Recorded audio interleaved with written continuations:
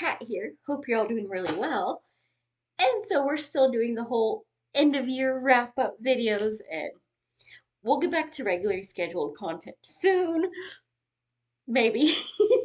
There's quite a bit that goes into the end of the year because I still haven't even done like the wrap up since, well, it's the 23rd, and like today was a really good day, so I'm excited. I got to see reindeer. I did not know those were like you could do that. I mean, I'm pretty sure they're like in Alaska or Canada or something, and have the Hallmark movies, but I'm not in a place that gets like snow all the time or a Hallmark movie. And I got to pet them, and they're so cute and soft. And I want to take them all home, and the donkey that I got to play with, because it's like a puppy, but in a small, fluffy, horsey form. So, like, how is that not the best thing ever? And I got to pet them, and I'll be showing all a vlog probably before I upload this one, actually. So, yeah, like, go check that out. I should have it linked below when I finally finish editing, maybe. But they're so freaking cute. Oh my god. Yep. So, like, Christmas thingy, like, achievement goal unlocked and accomplished, and check that off the bucket list. Because, dude, reindeers. And apparently they really like raisins. They will snub you if you don't have raisins. But if you do, they'll be like, oh my gosh. Like, here you go. And they just come up and shove their noses in your face, and then you have to sneaky pet them with the other hand while they're eating out of your hand. With their big old wet noses, and they're so cute. But that's not what you're here for. Well, okay, half of you are here for, but you're like, shut up talking and give me the video of that. But I'll link it down below so you can go, oh, and they're so cute. But this time we're gonna get back to the books, I promise. And we're gonna do the best like action-packed thrillers. And yes, my favorite author is on here because he puts out one a year. Yay! And his next one isn't till April. So I already know one book that's gonna be on the best of 2024 list, even though I don't know the name for it yet. But let's get into the ones that I read this year that I do know the names for. And most of these are people that I had never heard of until this year, except for him, because the one other author that I thought would be on this list that was returning from last year, he made me mad. He was supposed to be like a holdover, and then he wasn't terrible. He didn't make my worst books list, but I have to wait a while to forget that I'm mad at the bad editing. So let's start with our latest to one of the first books that I read, because this is not an order of how much I like love them. This is just Goodreads was like, oh, here's the last book that you read that falls into this. That was really awesome. And so what we're gonna go with is Giza Protocol, which is part of the Eden Black series by Luke Richardson. And this is the second book in the series, and okay, this time I cheated. I did put two from this series because it's currently 4 books, and I believe he's in the middle of writing a 5th one. And you do have to read these in order. Like each individual thing is like, all right, here's a new adventure, new finding something. You could read it, but then there's a really huge reveal at the end of the first one, and it kind of plays as a background theme to all the rest. So you can follow, but you'll be like giving yourself all kinds of spoilers of what kind of is playing and going to happen. But it's all this big like archaeological action packed gunslinging, blow them up. Like I want to see this on the big screen action blockbuster, but with an archaeolocal bent like this one. Because it's Giza. We're talking about the pyramids in Egypt. There's one about Atlantis that doesn't have enough Atlantis for me actually, but it's still really good. And the last one that's out now is the Titanic deception. And it's about Titanic, and it touches on kind of like recent stuff, but it hits back on things even farther more than that. It's like it's just a freaking good time. Like so far, I've read everything on Kindle Unlimited that he has, and it's a good time. And then the author that, if y'all been following me for a while, you knew was gonna make this list. We got Tides of Fire, the latest in the Sigma Force series by the man, James Rollins. Because who does it better than him? we get our history, we get our science, we get our explosions, we get our like archaeological mystery, some kind of medical, technological stuff. Though he was kind of mean in this one, and like he knows it. That ending was upsetting, and he sure was like, "Yeah, I'm expecting hate mail for this because he tried to make me cry, and that is not okay." But it ended okay, so I didn't have to like hate mail him, which is good. But he knows what he did, and so you're gonna cry unless you have no heart. But you'll be okay. You can read the next book. But he's getting mean because he tried to make me cry in his fantasy novel too for the same type of thing. So he's mean, but he writes really good novels. He's an evil genius. Because this one, I swear, like he knows the future because he writes these books like a year in advance, and then stuff happens, and it's like, okay, we vaguely had a clue, and then it's like, oh, all this. So like we get into climate change and China and earthquakes, and like, how the ocean is, not what it used to be, and just yeah, like Session gets a little bit kind of, she gets snubbed, like they focus more on her maternalness or struggling lack thereof, which in a way is kind of cool because you always get this. Well, if you're a woman, you just naturally have maternal instincts and you love babies and you know exactly what to do when you see one. And she's over here going, yeah, I don't have that, and I do love my kid, but I kind of miss my old life. But I'm not supposed to say that because you're supposed to be like, oh my god, my kid is my whole life, and not miss it. And she's like, I want my kid to be my whole life. I will freaking murder you if you mess with my kid. But I miss murdering for other reasons too. Because she did like used to be an assassin, and now she's just she still kind of is, but she's on a different side of it now. So like we get a little bit of everything, and again, like we get this whole history and like lost tribes, and it's James Rollins. Like, what more do you need to know? You can start on that one, but I'd advise starting. Okay, honestly, not at the first one. It doesn't really count. Most of the characters are not the same, but start on Map of Bones and go from there. Then you don't miss any like character progression, and you get more of my favorite character, Kowalski, who is not happy if he's not blowing stuff up, but he's also a big old softy. So like, how can you not love him? He is the freaking best. And then next we have Art Files from the Eden Black series again. Lisa, this is the first one, and you have to start with this one because the whole premise is one thing, and then there's like a twist and a build, and it is good. we're on a hunt. There's murder. There's houses being exploded. There's bad guys and some chick that's like Eden Black, who's she ain't taking it laying down. You do not mess with her. And it's just it's a good time. You need that series. And then this one, I need to read more of it because I have only read this one book from this series because I keep getting distracted. I'm gonna download. Ooh, if I don't download this now, I'll forget that it exists because I mostly read Kindle on my phone, and it goes, "Here's what you got downloaded. You finished this book. These are kind of like it," and then that changes all the time. So I ended up like, "Oh, I'm gonna read. Ooh, I need to read that now." So I've gotten smart lately and started going, hey, anything they show me is recommended. I go and save it into a private list of remind myself to download it later. But I didn't do that till after I found this book. So I read The Library of the Kings, which is the second in the Tom Wagner series by M.C. Roberts. And as you might expect, it's about the Library of Alexandria, and what is more appropriate for BookTube than an action-packed novel about a famous lost library.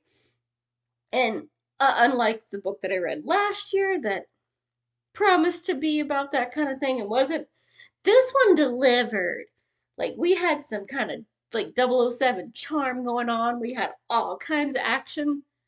There's looking for like the Library of Alexandria. It is Yeah, you need to go check that one out. I think it's still all on Kindle Unlimited. I forget how many is in this series, but it was a good action-packed time. Like, it kind of reminds me of I don't know if y'all have followed me long enough to know about this one, but that I read last year was the David Leadbeater series, was Relic Hunters, and it's got similar vibes to that, which I also found on Kindle Unlimited and need to pick back up because he only had a few books in that at the time, and I think written a couple more this year. They're probably just as good. And then an author that y'all have heard me talk about a lot, Matthew Riley, and I will be picking him up some more next year because I got the last two books in his Jack West series. Woo!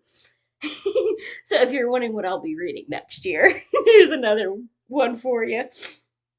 But this one, instead of the Jack West Jr. series, I've got a book from the Shane Schofield series, or Scarecrow, which actually is the name of this book. It's Scarecrow Returns, because that's, or, Shane's, like, call sign that he goes by, because he got kind of damaged.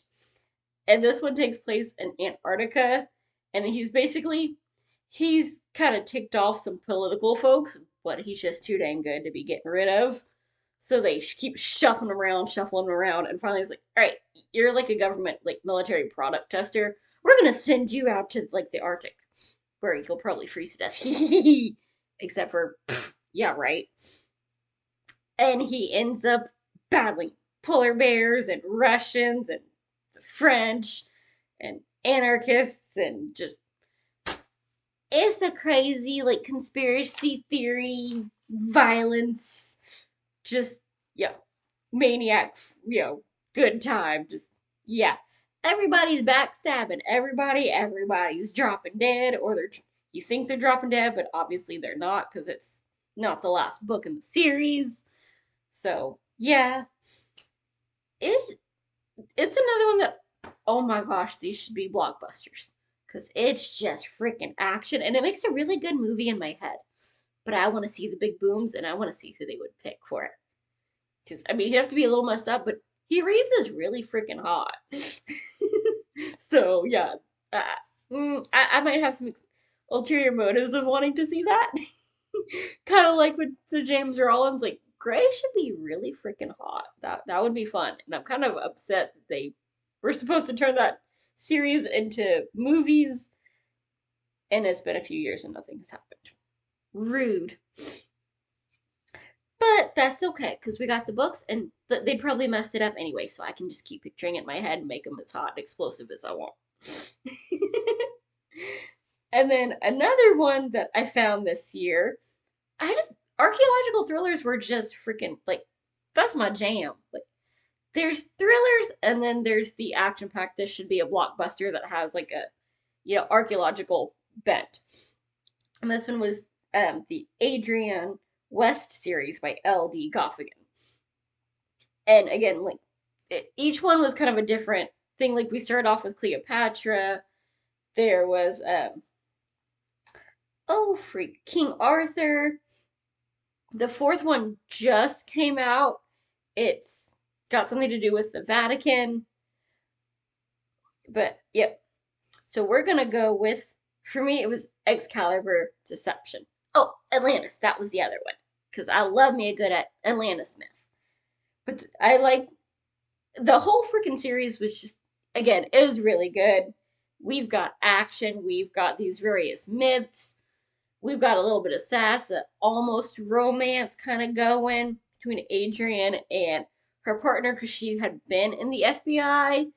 It got really bleak, so she left and got brought back for this, Cleopatra case with her partner that was yeah, they're work partners, they're friends, but kind of toeing the line of something else.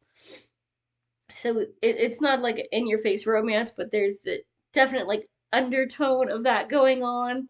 So if you need a little mush factor, we got a little bit, but it is my level of romance, so there's not gonna be mushy mushy.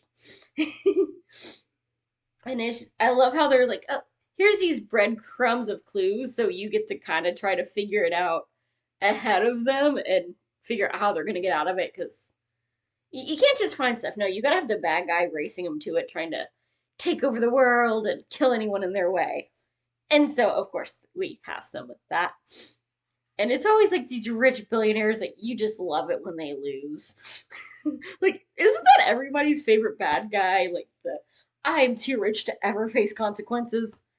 In the real world, that's probably true, but in the books, you're going down, sucker. And I love it. It's just, oh, it makes me so happy. My devious little heart. And then we also have another series that I think I found them towards the end of last year because I was looking through Goodreads and I'm like, oh, I was gonna put that on my that's not on my list this year. That must have been end of last year. But it's part of the Payne and Jones series by Chris Kosneski. And this time it's The Lost Throne. Because who doesn't love a nice Lost Throne? And this is just another one where it's action, it's history, it's a lot of mouthing off. We're blowing stuff up. You've got Payne and Jones who are, yeah, basically like former military, and they haven't completely left the lifestyle. They might not be military anymore, but they still like the whole adventure and the getting into spots that they necessarily shouldn't be, or at least that they're not going to be acknowledged because like political reasons. And since it's just two of them, it's a lot harder to get noticed than like a whole huge team of dudes sweeping in. So they get to be sneaky like black ops with it. And they're trying to find all this stuff with their like historian buddy of this was just a legend, or we know it existed, but nobody's known where it is for like 600 years. And we're gonna go and find it because apparently there's something tied to it that would be bad if it fell into somebody's hands. And they like giving each other crap because they both are freaking hardcore flirts. And so it's always fun when one of them gets shot down. And the other one, of course, has to rub it in their face. Ha ha, you suck. Especially if the other one ends up getting the girl. So they're just best friends just razzing each other and getting into trouble. And we get the, globe trotting all around the world fun. So you kind of get to pretend that you get to go other places that if you're like me, you will probably never get to in real life. But you can read about it, and in your head, you get to go there. And you're not even in any danger. And you still get to snuggle on the couch with your puppies. So, yep, definitely. All Chris Kosneski, I found at the bookstore. Matthew Riley's, I usually can. James Rollins, like, I'm buying that. Like, do I have hardback money? Not really. Am I getting the hardback because I can't wait when it's James Rollins? You better believe it. I'm pre-ordering it the second that they give me a date so that I can't. But y'all need to go check those ones out. Luke Richardson, MC Roberts, LD Goffigan. Yeah. They were on Kindle Unlimited. They might still be. Check your libraries, your used bookstores, because these are not like massive. You're probably not going to find them at, Barnes and Noble most likely. If you do it, it might be like the warehouse stock. But go check them out. Hopefully, I've introduced you to some new possible favorites, and I will see you soon. Bye. Happy reading.